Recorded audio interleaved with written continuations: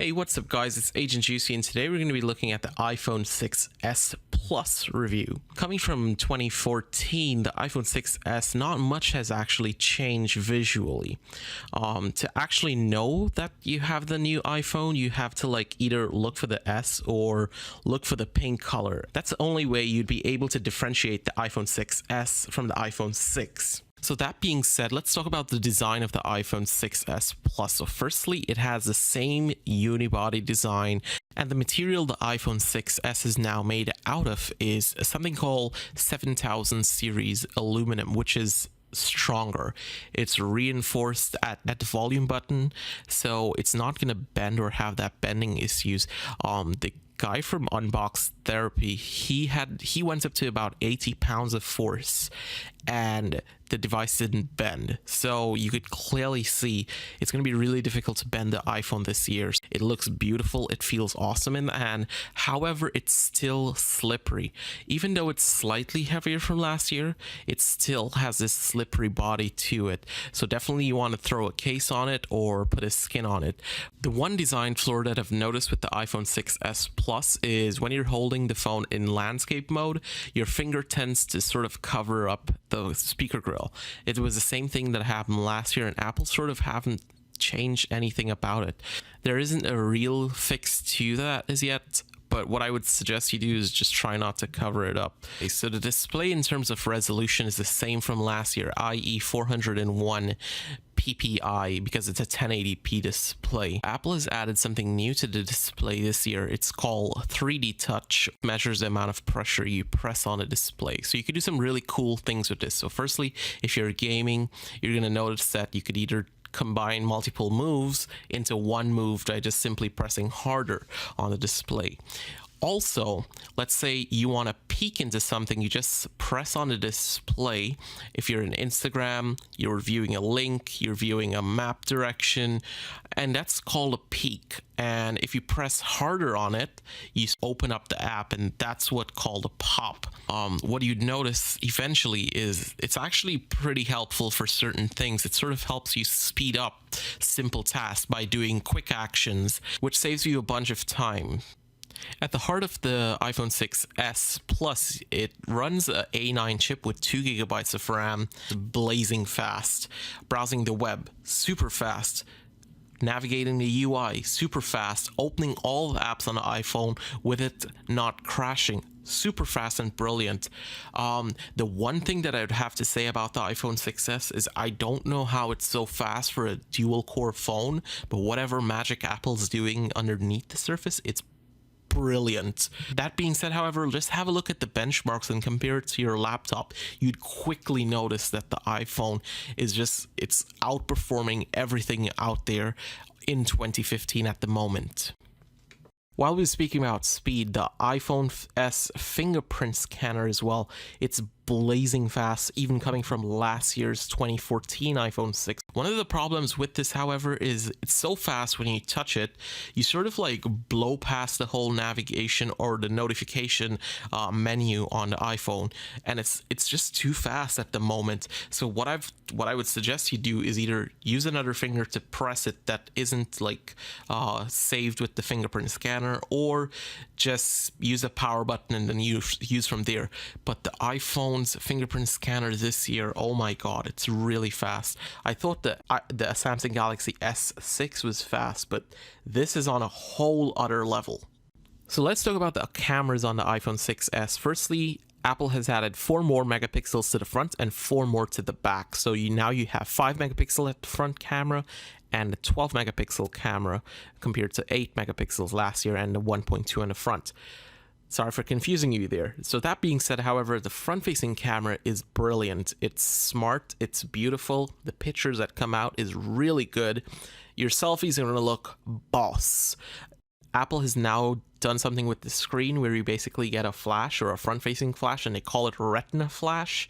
What it basically does is convert the iPhone 6s display and basically all the iPhones, so it's sort of gets bright when you take a picture in low light situations, so your pictures look a lot better, and you can see a couple samples here. Now moving on to the rear facing camera, This is where Apple has sort of done some really magical stuff to the iPhone. It's fast. It's really fast compared to even last year's phone, which I thought was like the fastest focusing could ever get. That being said, however, now it does 4K video, and if you are gonna get the phone to do video, definitely invest in the iPhone 6s Plus, because you get the optical image stabilization, which gives you really smooth video. Also, the 12 megapixel camera now gives you better or sharper images, so if you wanted to do some cropping, it would definitely help that out. Additionally, on top of that, the camera, oh my god, it's natural. It's the most natural camera out there on the market. Pictures are beautiful, and as you could see on these pictures, like, it's sharp, it's tack sharp, it's brilliant. If you were going to get a DSLR camera, I would actually tell you to look at the iPhone 6s before. The reason is the pictures that come out of it is brilliant. It's so good. I can't just look at the pictures, and that's all I gotta say about the iPhone 6. The battery life on the iPhone 6s Plus was stupidly good. If you wake up in the morning at 6 a.m., take it off the charger, and you come back home at 6 p.m., you're still going to have about 50% battery life, maybe even 40% battery life. There was one day between my Thursday and Friday that I actually went 2 days without even charging the iPhone, and I came back home 7 p.m. the next day, and it had like 5 or 6% on the battery life remaining, and that was on LTE. So this has been my review of the iPhone 6s. If you want one, go in the store, buy one. You have absolutely no problem getting the phone.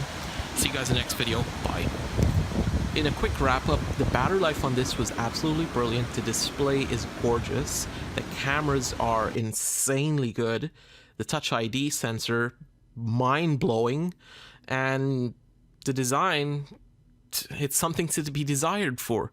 So if you were going to get the phone, do not buy the 16 gigabyte phone. Please do not do that, and just get the 32 gigabyte iPhone 6s Plus. The reason is you get optical image stabilization, which would help you out a lot. Apple has added a new camera feature called Live Photos, which basically shows up on the top of the camera UI.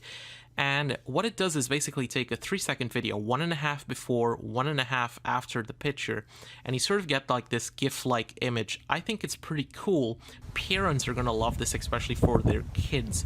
But beyond that, I just don't see the whole purpose of having this on. It just takes up a little more memory of your phone. So when Apple said the only thing that changed about the iPhone is everything, they're kind of right. The camera's on the front, new. The display on the front, new. The Touch ID sensor, new. If you turn to the back of the phone now, the design of the phone, 7000 series, aluminum, new. The camera's new. Everything that Apple has done in this is created a new product. The iPhone has sort of been how the mic, rebirthed. The audio sounds. There's water up there, water at the side. 50 pounds of equipment, camera equipment, worth a lot of dough. And it's all these spikes as well. Oh shit. Okay.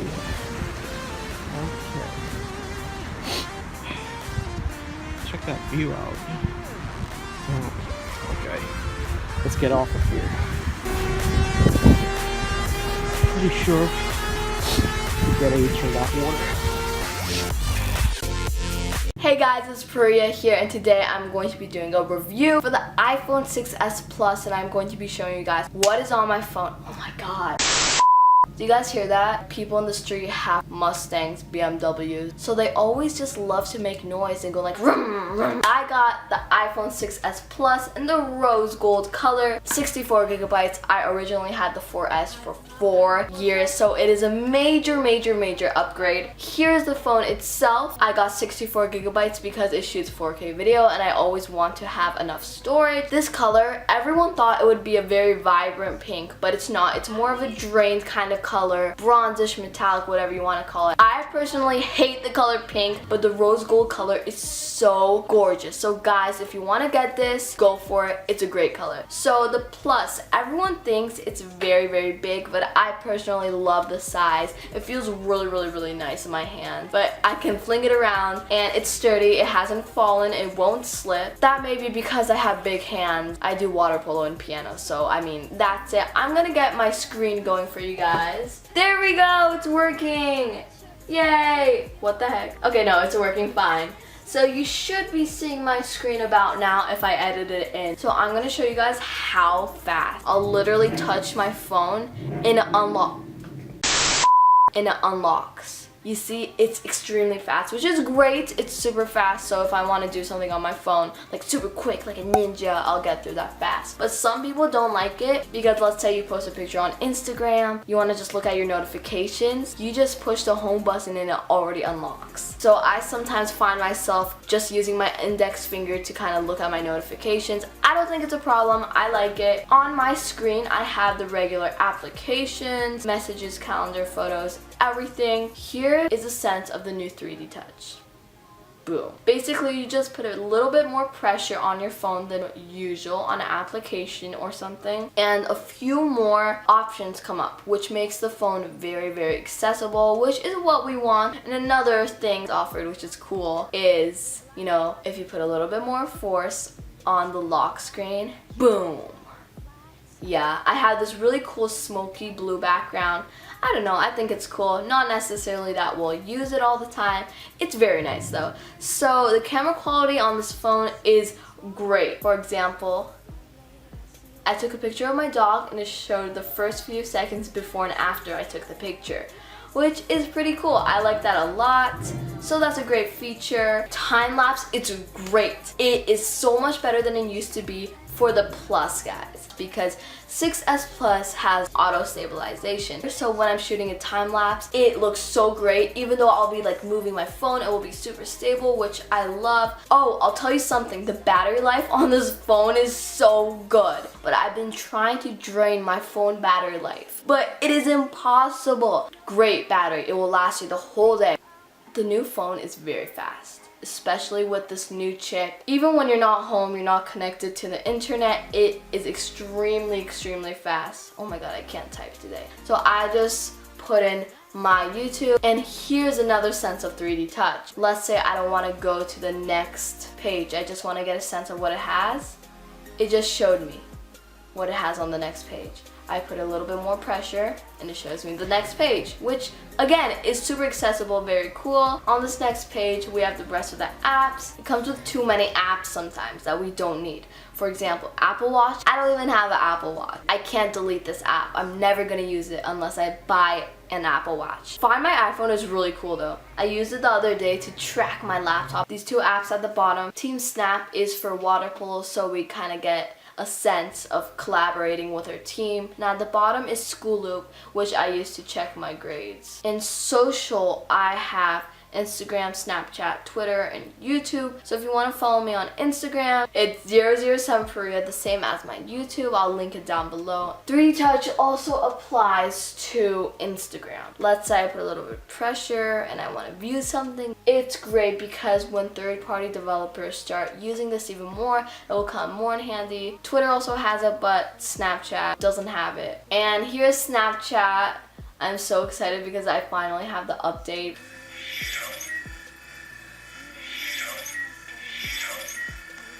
And I have YouTube. Let's see what's going on YouTube. Heck yeah, Yusuf.